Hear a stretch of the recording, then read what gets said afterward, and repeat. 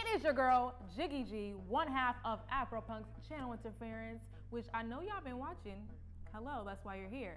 This is a very special episode, y'all. I mean, we're spicing things up, like mega spice, like caliente. I mean, real spice. Today, we are having an event called Rice Wars, a ongoing event that we are doing. This is the first edition. It's basically paying homage to rice. It's a cultural dish that spans across all different ethnicities and cultures and backgrounds. It's that identifiable thing. Rice and beans is like the 1-2 everywhere. Don't matter who you are, what you speak, y'all got some rice and beans in your cabinet, all right? Anyway, we are gonna be riding around. I have to go pick up Jollof Rice from Jollof in Bed-Stuy. So you're gonna be tagging along with me, should be very fun. And then we are going to Soho House to go meet my co-host, Phia to pick up some more rice, because again, it is a feast. We're tasting different Jollof rices to know who has the ultimate Jollof rice. We're also actually having an NFT talk. So let's get on the road. I am so excited for this event. Your girl is from the South, but Senegal, you got my heart. Again, you are watching Vans Channel 66 with Afropunk, and it's Gia. I am out. Thank you.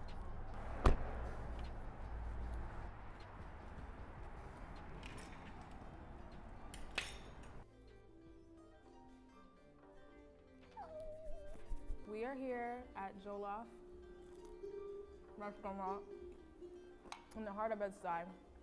I was hungry, I needed a snack, sorry. Rama, how long did you say it takes to make?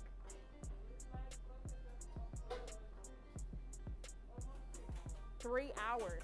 So you cook the fish and the vegetables separate and then put it inside. Wow. The way that you make it, is it something that you were taught by your mother or someone in your family? A little bit, because you know, in restaurant, you cannot put all the fish, the vegetable inside one pot. But it's good. And it's a lot. We picked up the rice. Put this on top of the rice? Okay. I think that's the winner there. No argument. We're gonna head over to Soho House to go meet Phia. She's actually at the farmer's market right now, showing you guys the ingredients that go into Jollof, the traditional ingredients that go into Jollof. Big thank you to Jollof Restaurant here in Bed-Stuy for making us all this rice and sauce. It's gonna be best head, just like this. All right, let's go. So we're really doing this event because jollof rice is an infamous dish amongst West African cultures, and the conversation of who makes the best jollof rice is the ultimate icebreaker to make friends across the diaspora. So we've got 4 chefs from 4 different countries in Africa. Liberia, I'm Liberian, so I already know we're gonna win. Nigeria, Ghana, and Senegal. The Senegalese were actually the first to introduce jollof rice to the region, and it kind of just spread like wildfire for obvious reasons. And Liberia and countries like Gambia tend to win the jollof rice contest despite Nigeria and Ghana kind of owning the conversation. I personally think that it's because there are more Nigerians and Ghanaians in America, and just in general numerically. They always bring it up in conversation. There's less of us to defend ourselves, and each jollof is a little bit different. For instance, in Liberia, we are very greedy, so we put any kind of meat that you can think of in jollof. In Senegal, they eat a lot of fish, and a lot of people are actually Muslim, so they don't eat pork, and so the majority of their jollof has a lot of fish. The jollof rice debate has popularized West African food and culture, so much so that even in gentrified neighborhoods, you can get a jollof rice mix at Trader Joe's. I never had it physically, but I've heard it before. I've been to Senegalese restaurants like when I was younger, because both my parents, they're both Muslim. This place called Jollof, like the actual restaurant Jollof, and the place is on Bedford now. I used to go, I think somewhere on Fulton Street, and they had the bomb jollof rice.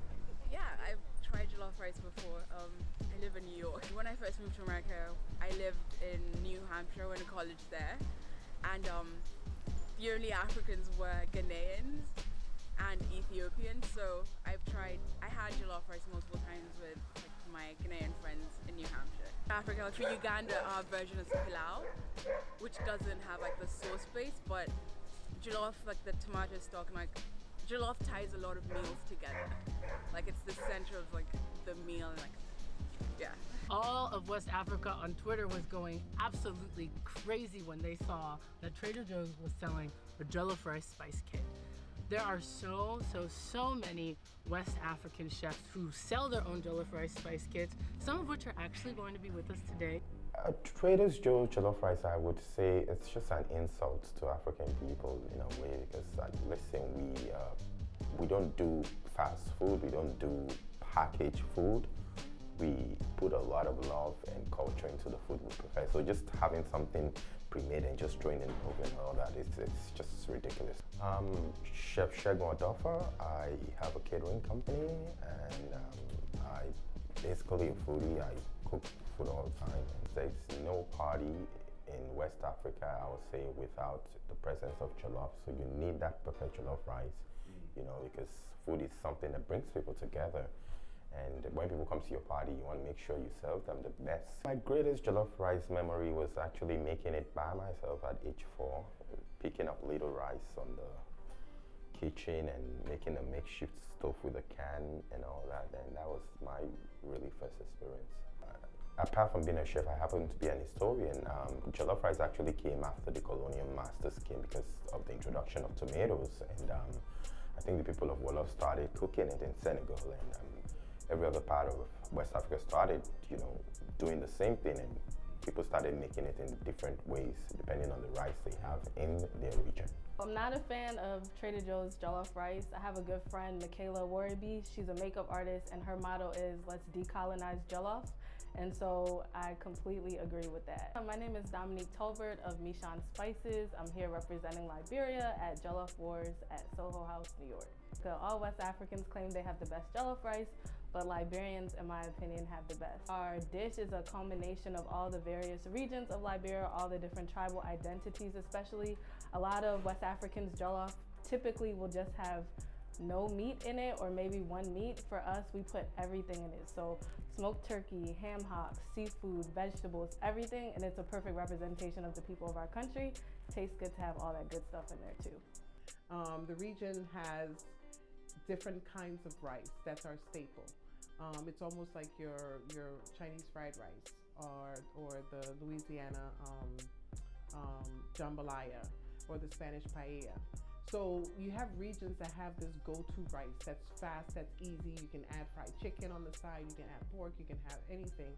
So I think it's just that one thing that kind of holds us all together. And unfortunately, we all fight about it. But that's what makes us similar, is that we have this go-to thing. I'm Rosie, and I'm here to compete in the Jollof War. For me, perfecting jollof is just an extension of perfecting any food that I cook. I learned from my mother, my grandmother, that when you do anything when it comes to food, you take your time and you have to perfect the technique. So for me, perfecting that technique for jollof is extremely important, because that's where all the flavors and that's where your taste comes through. I didn't even know Trader Joe's had jollof rice. Is it Trader Joe's brand? Oh, I have to look for it. I'll let you know after. Special moment for both of us, and we are honored to have you here. Yes, enjoy yourself! $1 million, right? That's not even all my NFT sales for this year. This is me just trying to give y'all like straight facts on like how this changed my life personally. So this is me making music that I want to make. Mind you, those 4 songs is like half a project. I'm dropping the other half of that project in like a couple of weeks. So then when that full project comes out, I can then turn around and build on that intellectual property more. You know what I'm saying? I'm able to pay my producers an equitable wage, so my producers don't have to work their day job. Like they're literally just working for me, making like good money. You understand? Nigeria. But where did that come from? That random meat in that jollof, I don't know about that. I don't know. Liberian is the undisputed winner. Okay, we have the pepper, we have the sauce, we have the flavor, we have everything.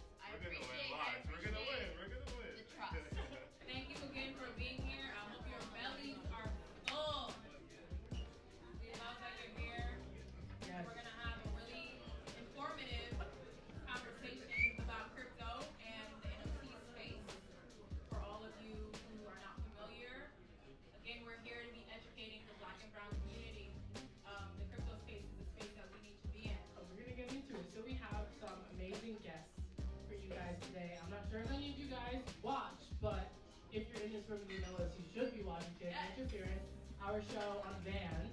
Okay? And on our last episode, we had Kadeem, Halik, and Piv, and they spoke to us about crypto, and the conversation was so amazing. We were like, we need to embed this in the Jollof Rice competition that we're having. Now, while the thread line might not make sense, it just makes sense. So, we are so happy to have you guys. Please introduce yourself. Thank you, yeah, let's give them some love. Hey, good night. I'm Halik Wall. I'm an artist and creative things. I'm also an NFT artist. Highest selling NFT artist in the Caribbean. Okay. Thank you. I'm from Barbados. I run an arts and tech institution in Barbados. And the great thing about NFTs is that there's proof that he's the highest selling Caribbean artist. You can look that up and then it's there. What's up, everybody? My name is Shaquille. Many people know me as Pip Marty. I'm a rapper, entrepreneur,